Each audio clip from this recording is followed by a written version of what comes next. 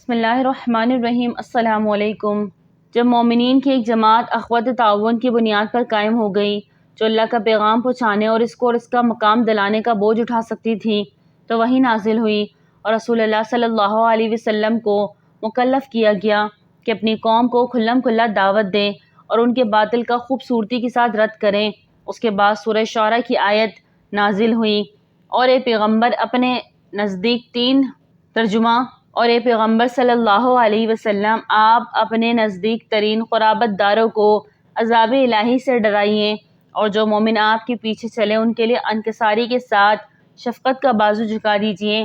ان آیت کے نازل ہونے کے بعد حضرت صلی اللہ علیہ وسلم نے حضرت علی رضی اللہ تعالیٰ عنہ کو بلا کر کہا، اللہ تعالیٰ نے مجھے حکم دیا ہے کہ میں اپنے قریب ترین رشتہ داروں کے سامنے اپنی دعوت پیش کروں، اس لیے ایک دعوت کا اہتمام کرو اور بنی عبد المطلب کو اس میں شرکت کے لیے بلا بھیجو۔ چنانچہ تقریباً 40-45 اہل خاندان جمع ہوئے۔ بعد طعام ابو لہب نے بات لبک لی اور بولا، دیکھو یہ تمہارے چچا اور چچیرے بھائی ہیں، بات کرو لیکن نادانی چھوڑ دو، اور یہ سمجھ لو کہ تمہارا خاندان سارے عرب سے مقابلے کتاب نہیں رکھتا، اور میں سب سے زیادہ حقدار ہوں کہ تمہیں پکڑ لوں، بس تمہارے لیے تمہارے باپ کا خانوادہ ہی کافی ہے۔ اگر تم اپنی بات پر قائم رہے تو بہت آسان ہوگا کہ قریش کے سارے قبائل تم پر ٹوٹ پڑے اور بقیہ عرب بھی ان کی مدد کرے۔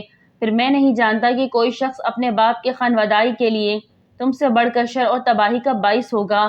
اس پر حضور صلی اللہ علیہ وسلم نے خاموشی اختیار کر لی اور اس مجلس میں کوئی گفتگو نہ کی۔ ابو لہب کے کہنے پر سب لوگ آپ صلی اللہ علیہ وسلم کی بات سنے بغیر ہی منتشر ہو گئے۔ چنانچہ دوسرے دن پھر ضیافت کی گئی۔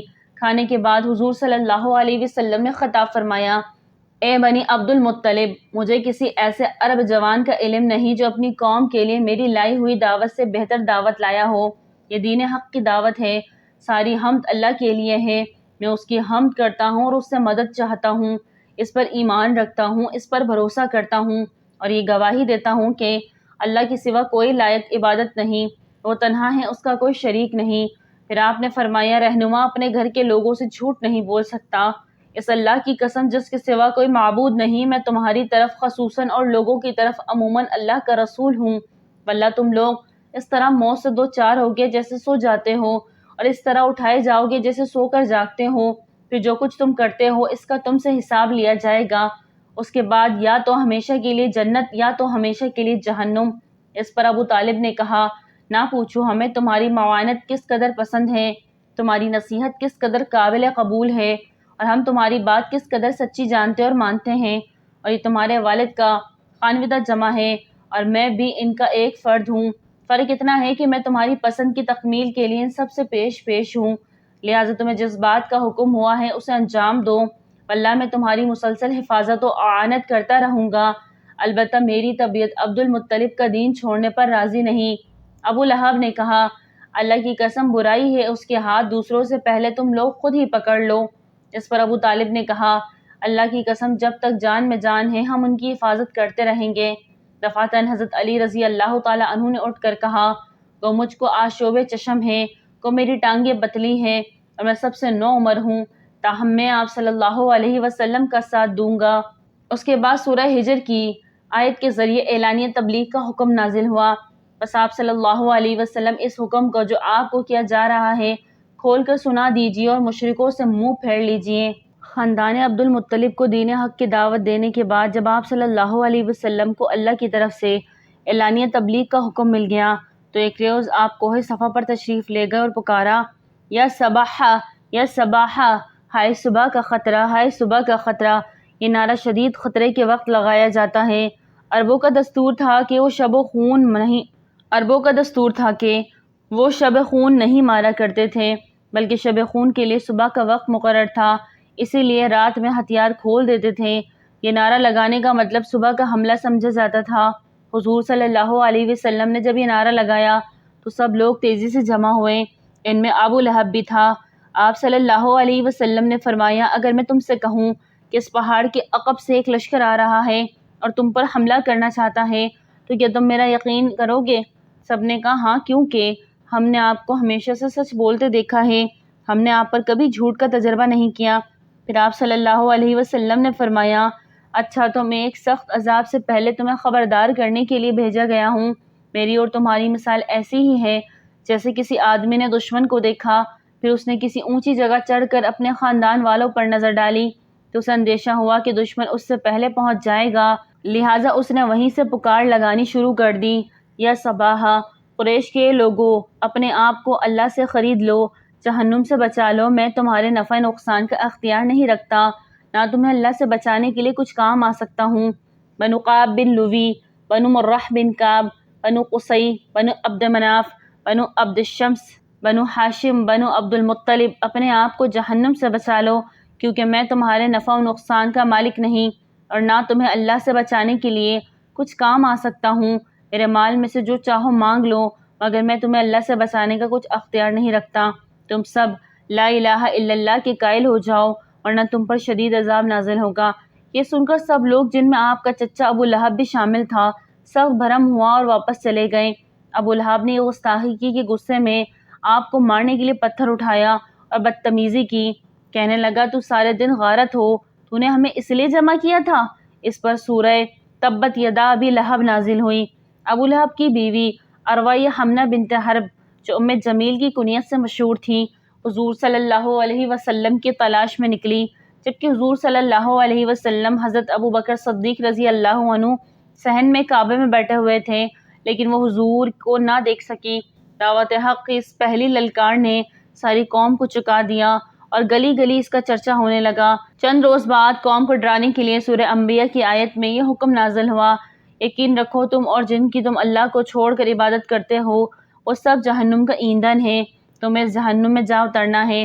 حضور صلی اللہ علیہ وسلم نے کوہ صفا کی چوٹی سے اللہ تعالیٰ کا یہ حکم اہلیان مکہ کو سنایا، جس کو سن کر ان کے پیروں تلے سے زمین نکل گئی، اس لیے کعبہ میں موجود 360 بت ہی ان کی معیشت اور اقتدار کا ذریعہ تھے، جن کو پوجنے کے لیے سارا عرب آتا تھا، اور حضور صلی اللہ علیہ وسلم کی دعوت بت پرستی سے منع کرتی تھی۔ ایک روز آپ صلی اللہ علیہ وسلم نے حرم کعبہ میں جا کر توحید کا اعلان فرمایا۔ کفار کے ذریعے یہ حرم کی سب سے بڑی توہین تھی، اس لیے دفعتاً ایک ہنگامہ برپا ہو گیا اور ہر طرف سے لوگ آپ پر ٹوٹ پڑے۔ مسلمانوں کو اطلاع ہوئی تو وہ بھی دوڑے دوڑے آئے، جن میں حضرت حارث بن ابی حالہ رضی اللہ عنہ، حضرت خدیجہ رضی اللہ تعالی عنہا کے پہلے شوہر کی اولاد بھی تھے۔ وہ حضور کو بچانے کے لیے لپکے، لیکن ہر طرف سے ان پر تلواریں برس پڑی اور وہ شہید ہو گئے۔ اسلام کی راہ میں یہ پہلا خون تھا جس سے زمین رنگین ہوئی۔ آپ صلی اللہ علیہ وسلم کی دعوت کو دن بدن قبولیت حاصل ہوتی گئی اور لوگ اللہ کے دین میں اکا دکا داخل ہوتے گئے۔ پھر جو اسلام لاتا، اس میں اور اس کے گھر والوں میں بغض، دوری اور اختلاف کھڑا ہو جاتا۔ قریش اس صورتحال سے تنگ ہو رہے تھے اور جو کچھ ان کے نگاہوں کے سامنے آ رہا تھا انہیں ناگوار محسوس ہو رہا تھا۔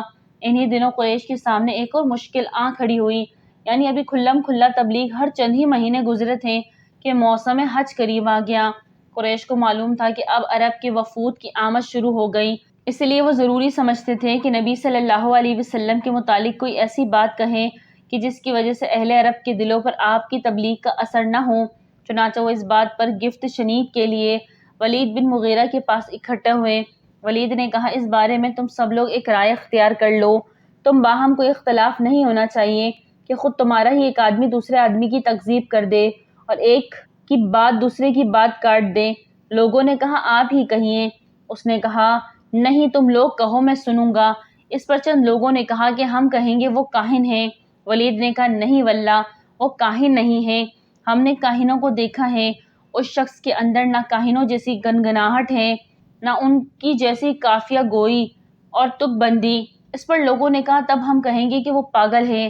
ولید نے کہا، نہیں، وہ پاگل بھی نہیں ہے، ہم نے پاگل بھی دیکھے ہیں اور اس کی کیفیت بھی اس شخص کے اندر نہ پاگلوں جیسی دم گھٹنے کی کیفیت اور الٹی سیدھی حرکتیں ہیں اور نہ ان کی جیسی بہکی بہکی باتیں۔ لوگوں نے کہا، تب ہم کہیں گے کہ وہ شاعر ہیں۔ ولید نے کہا، وہ شاعر بھی نہیں ہے، ہمیں رجز، حجز، قریض، مقبوس، مبسوط سارے ہی اصناف سخن معلوم ہیں، اس کے بعد بہرحال شعر نہیں ہے۔ لوگوں نے کہا، تب ہم کیا کہیں گے؟ ولید نے کہا، اللہ کی قسم، اس کی بات بڑی شیریں ہے، اس کی جڑ پائیدار ہے اور اس کی شاخ پھلدار، جو بات بھی کہو گے لوگ اسے باطل سمجھیں گے۔ البتہ اس کے بارے میں سب سے مناسب بات یہ کہہ سکتے ہو کہ وہ جادوگر ہے، اس نے ایسا کلام پیش کیا ہے جو جادو ہے، اس سے باپ بیٹے بھائی بیوی شوہر اور کنبے قبیلہ میں پھوٹ پڑ جاتی ہے۔ بالآخر لوگ اس تجویز پر متفق ہو کر وہاں سے رخصت ہوئے۔ یہ قرارداد طے پا چکی تھی، اسے جامع عمل پہنانے کی کارروائی شروع ہوئی۔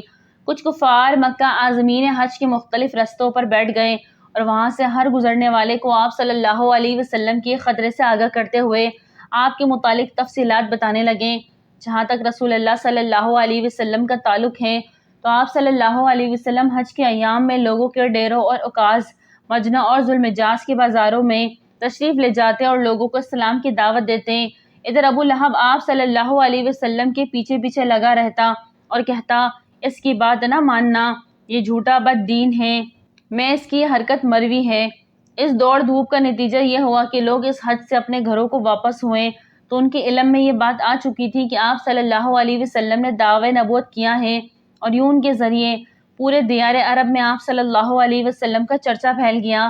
جب قریش نے دیکھا کہ محمد صلی اللہ علیہ وسلم کو تبلیغ دین سے روکنے کی حکمت کارگر نہیں ہو رہی تو ایک بار پھر انہوں نے غور و خوروز کیا اور آپ صلی اللہ علیہ وسلم کی دعوت کا قلعہ کما کرنے کے لیے مختلف طریقے اختیار کیے، جن کا خلاصہ یہ ہے: ہنسی ٹھٹا، تحقیر، استہزاء اور تکذیب۔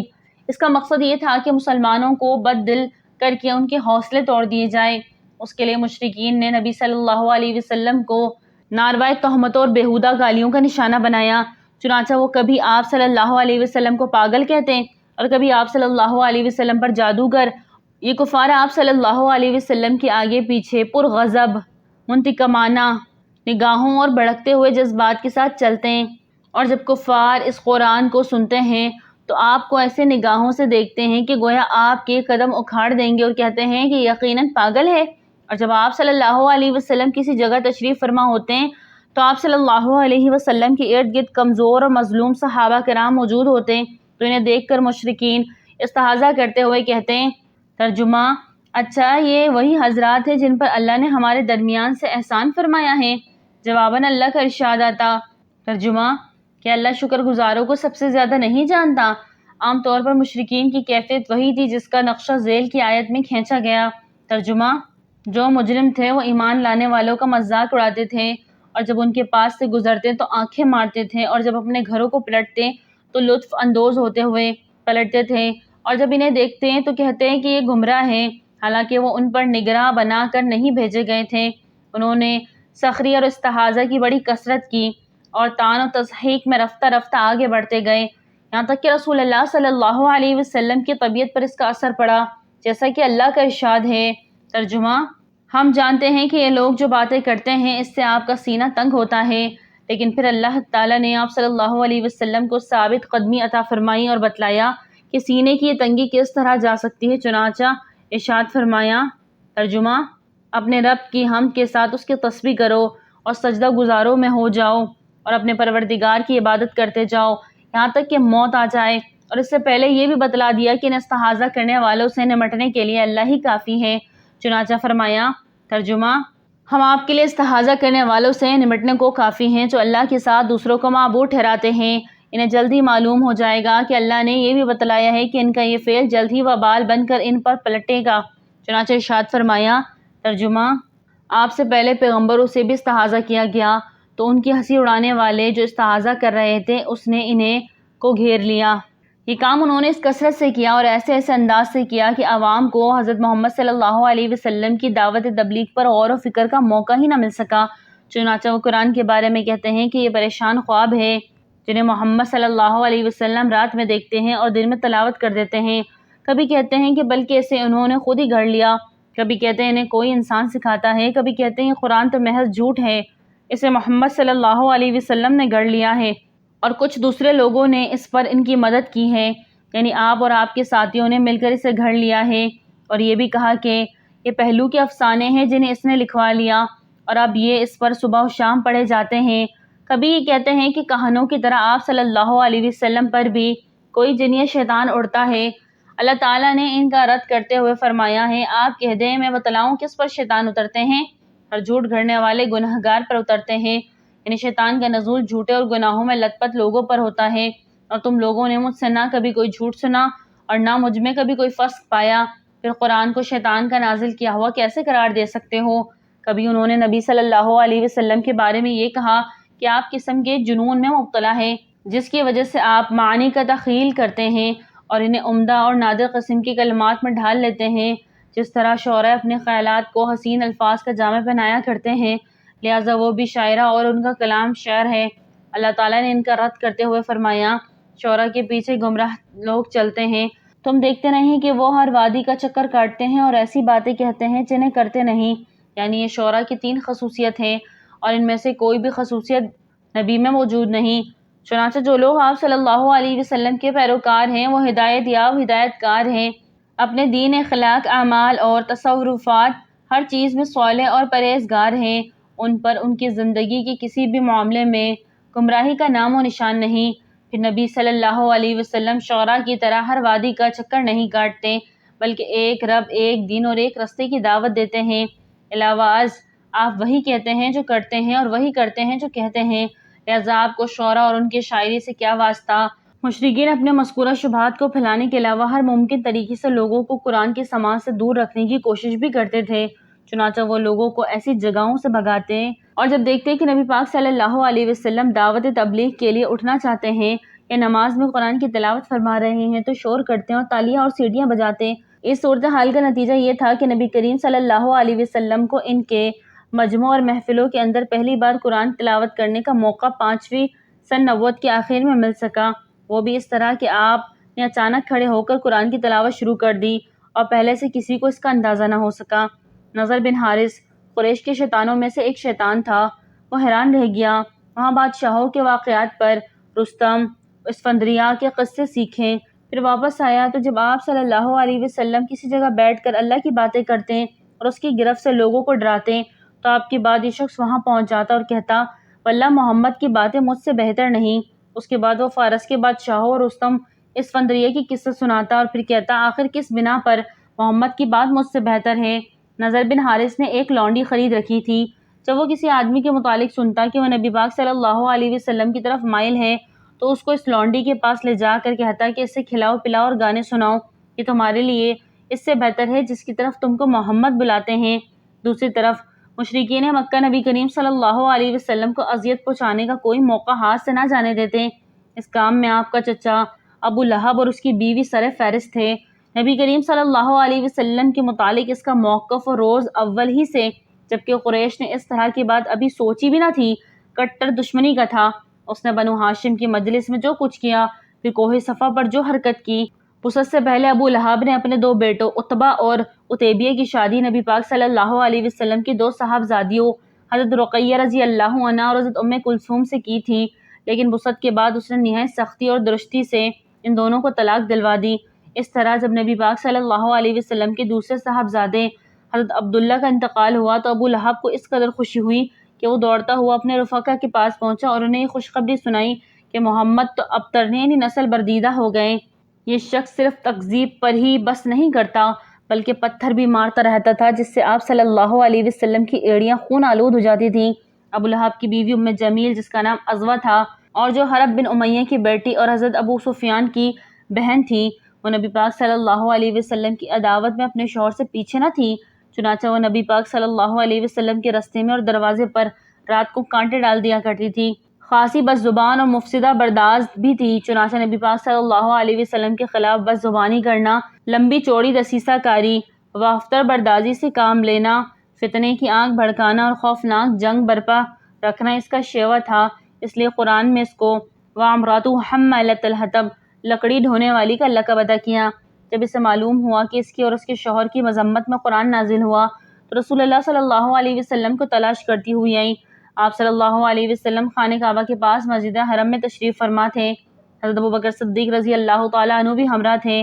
یہ مٹھی بھر پتھر لے کر آئی تھی، سامنے کھڑی ہوئی تو اللہ نے اس کی نگاہ پکڑ لی اور رسول اللہ صلی اللہ علیہ وسلم کو نہ دیکھ سکی، صرف حضرت ابوبکر صدیق رضی اللہ عنہ کو دیکھ رہی تھی۔ اس نے سامنے پہنچتے ہی سوال کیا، ابوبکر تمہارا ساتھی کہاں ہے؟ مجھے معلوم ہوا ہے کہ وہ میری ہجو کرتا ہے، واللہ اگر میں اسے پا گئی تو اس کے منہ پر یہ پتھر دے ماروں گی، دیکھو اللہ کی قسم میں بھی شاعرہ ہوں۔ پھر اس نے یہ شعر سنایا، ہم نے مزمم کی نافرمانی کی، اس کے امر کو تسلیم نہ کیا اور اس کے دین کو نفرت و حقارت سے چھوڑا۔